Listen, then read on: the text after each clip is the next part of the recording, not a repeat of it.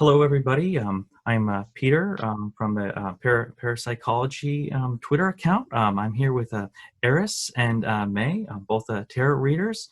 This is part two of our interview.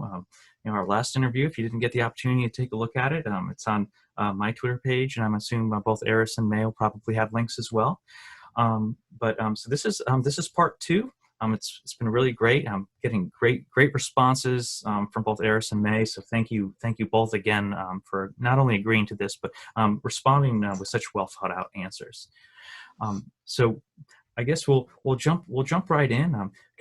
Again, we have a couple of questions that I'd pre-prepared.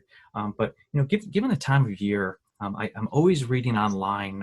Specifically, I have a list for like witches and occult.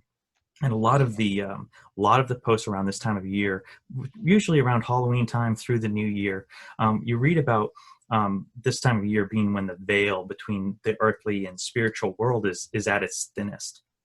And my question for the both of you is: do you feel there's validity behind this statement?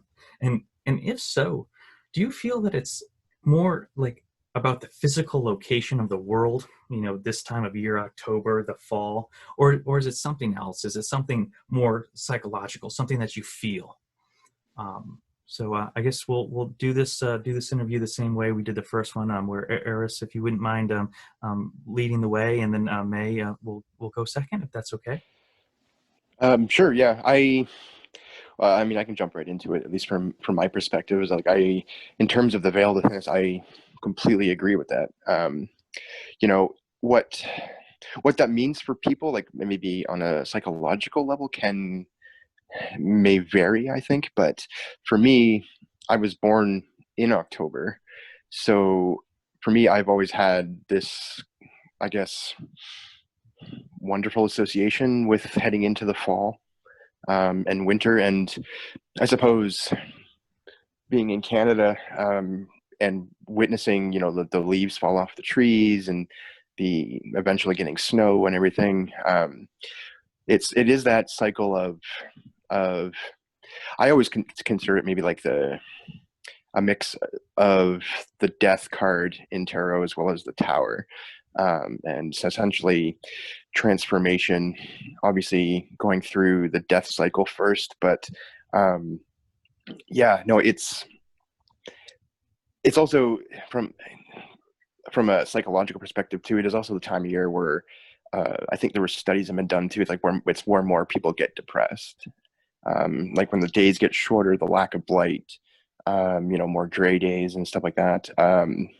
I think it does have its kind of psychological and emotional toll on people, and I think that is because of like just the transitional energy of this time of year. Thank you very much for that response. May, how do you feel about this subject? I completely agree as well, especially with Samhain coming up, and the veil definitely gets thinner during this time of year. Awesome. I actually had a theory a long time ago that people's emotions and feelings are directly related to the tide, related to the ocean. The theory is that people are mostly water, so obviously if the tide is going out, you're going to feel a certain way, which is why I was kind of asking about, do you feel like it's the position of the earth? But it seems more about it's really kind of more for you both about the fall, this kind of transition time of year, that's giving it that feeling for you. Does that sound accurate? I mean, I know I've only ever lived in Canada, so I feel like the cycles of the year and the seasons and everything too, like, are very pronounced for me, because like I see them like places that have like a more like seemingly unchanging climate. Like some places like further south where it's like always hot, or it cools down to like 70 degrees and people are like, I gotta put on a jacket. I'm like, Stop, I'm in Texas. You see where I was going with that, right? um, but yeah, no, I feel like I think I kind of went off on a tangent, kind of like lost my train of thought. But I don't know, like I feel like it's because you were mentioning about the tides and stuff like that too, but you know what influences the tides is also the moon. So there's that kind of element too. Like I think there's so many forces and factors that exist within our world that like we're just like maybe not aware of on a conscious level. And I think um, we feel the effects all the time. We just can't place it. And we don't know why. Maybe for many people it's like that too. But if you do the studies into like astrology and um, other areas and stuff like that too, you can find out like what's causing it or what potentially is an influence. It doesn't necessarily have to be the only cause, but I feel like there are things that influence us that quite often we're not, like I said, not consciously aware of. That lends very very nicely into one of the conversation we had over Twitter. I think you were saying like I don't like the word supernatural. Yeah, You just don't know it yet, right? It's all natural. These are natural things that are happening to us. We just don't quite we aren't grasping it just yet. yeah. I think there's because of the subjective experience with a lot of these things too. Like it's very hard to kind of quantify it in a way that can be put through like the scientific method and stuff like that too. I mean, there actually have been a lot more. Just as an example, there's this book, and I'm totally blanking on the author, but it's called Real Magic, and essentially he uses science to actually kind of justify like divination tools and various other aspects of the occult and magic and stuff. And so it's kind of I think there is a larger interest now in stuff like paranormal, parapsychology, magic, the occult, witchcraft. I think I wouldn't necessarily say that we're in like a new golden age, but the human consciousness is shifting, and I think more people are paying attention. No, excellent. Thank you for that. And, May, do you have any feelings about that subject, or I guess we I kind of went mean, down a couple rabbit holes there. So yeah. When it comes to like the actual like position of the Earth, I'm not quite sure because, like Eris said, with the moon has a lot to do with the tides and how October and everything. And I'm in Texas. It's either summer blazing hot or summer less hot. So like there's no real sense of fall here. But like the feeling is still there, like the spirits and like the veil thinning, it's still here. hey, let me ask a question. May, I've done a terrible injustice, doing this order thing. In retrospect, I probably should have swapped off who goes first. But if I could ask, do you feel that while the veil is thinner, that your ability to read is better, is greater, clearer? Um, I I don't know, honestly, because I feel more in tune with myself, but I don't know if my readings are really any different besides what I like personally feel. I definitely feel like I have the ability to do more magic. Like in the beginning of October, I started offering palm readings, and like I feel more in tune, like going into different subjects of magic, if that makes sense. No, absolutely. Um, thank you, May. Eris, do you feel like your abilities are better while the veil is at its thinnest? Um, I kind of have to kind of give a similar answer because like I really don't know.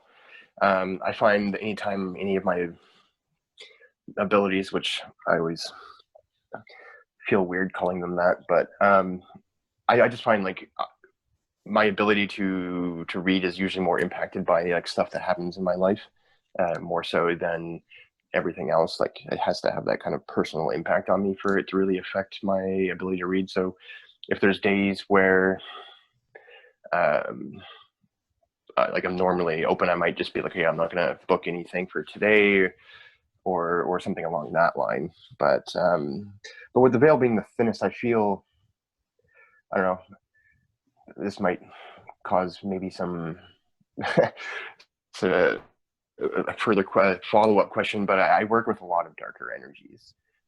So like I'm used to dealing with things that might frighten some people. So it's, for me, it's just, yeah, when the veil is the thinnest, I feel like I can accomplish more. But No, outside of tarot reading, really, just more on a personal level.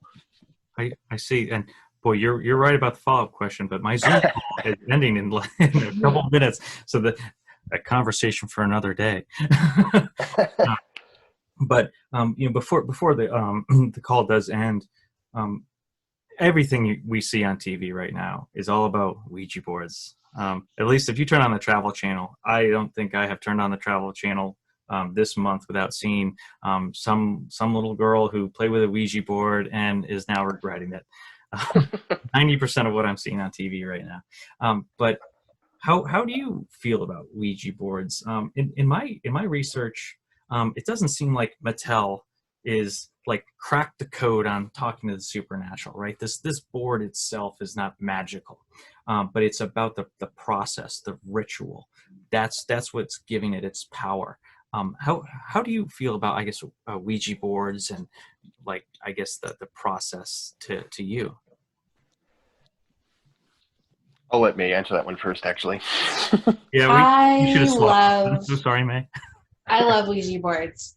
Um, I I just think they're another tool of divination, and that the tool doesn't matter what you use. Like, you can, a Ouija board is using, oh my gosh, words. A Ouija board is the same as like a pendulum. It's only the energy that you put into it, and that'll be the results that you get. And so I think a lot of people put a lot of fear into them because they can be more accurate. Because if you're communicating with something, it'll actually put, letters together. But it's just another form of divination. That's really interesting response, and I would almost argue that the fact that you kind of grew up with it, right? Your mother being the mentor, Hmm. you actually have like an inherent training to be able to engage with these items, to engage with these processes, Yeah. which is probably why you are not like afraid of. I'm walk by them in the store, I'm terrified Zozo's going to jump out and grab me. I think a lot of like the darker energies that are put into Ouija boards have better things to do than scare little kids, honestly. I got my first Ouija board for Christmas when I was 12, so that probably is why I'm very lax about them. But I think they're really cool. That's really great. Thank you. Thank you for that. And so many questions about Ouija boards. Gosh, if this timer wasn't running out, boy, we could talk for hours. But we'll give Eris opportunity. Can I ask, how do you feel about Ouija boards? Well, it's like May was saying something too. Like it's a tool, and regardless of how, the way I see it, like with anything involving magic and stuff like that too, you could have the most expensive tool. You could have the most. Thing is that it's all about how you use it and what you're using it for. In terms of magic and everything like that, will and intent are the necessary ingredients. The tools that you use are just to enhance that. So, and those tools are oftentimes that you have to be able to resonate with them. So like with the Ouija board, yeah, I find it interesting. It's a shame that there's so many Hollywood movies where you know you know oh, these little girls play with the Ouija board and now there's a demon after them. It's kind of like it's such a silly trope, but at the same time, like, if you manage, like, if someone who has no idea what they're doing manages to put enough energy and manages to do something that has like that kind of negative outcome, I mean, they brought it on themselves, to be honest. That's fair. Yeah. Yeah. These are fascinating responses, and I thank you both. Gosh, I keep leaning on kind of like May's training, as like it makes her kind of inherently able to do that. I think that if I were to engage with a Ouija board by myself, that I'm not trained to get myself in a mindset to do these readings, to engage with the spiritual world. So like if I were to do it, I'm confident that the output, to like a very computer way to say it, but the output would be much more frightening and all over the place compared to like both May and Eris, trained professionals in this field. I always kind of laugh when I'm a trained professional, because like this kind of thing, like it's so like regardless of family training, if you will, or like autodidactic kind of study of this particular world and stuff. Like it's I guess it's the same with kind of like the whole. Time isn't the same as experience. Exactly. Yeah. Yeah, Because like exactly. my mom has like she taught me a lot, but a lot of it is just what I learned from experience of reading many books and learning things on my own, like speaking to my goddess and like just experiencing things with energies. And I think even if someone just found out that they're a witch, they can still be as powerful as someone who's been doing it their entire life. Mm. Interesting. Well, wow. Well, thank you both for your attention, your answers, your openness, and again, I hope that I haven't said anything that is offensive, and if I did, I because of my own ignorance. But time is just about up, so I'm going to go ahead and stop the recording right now. So let me go ahead and stop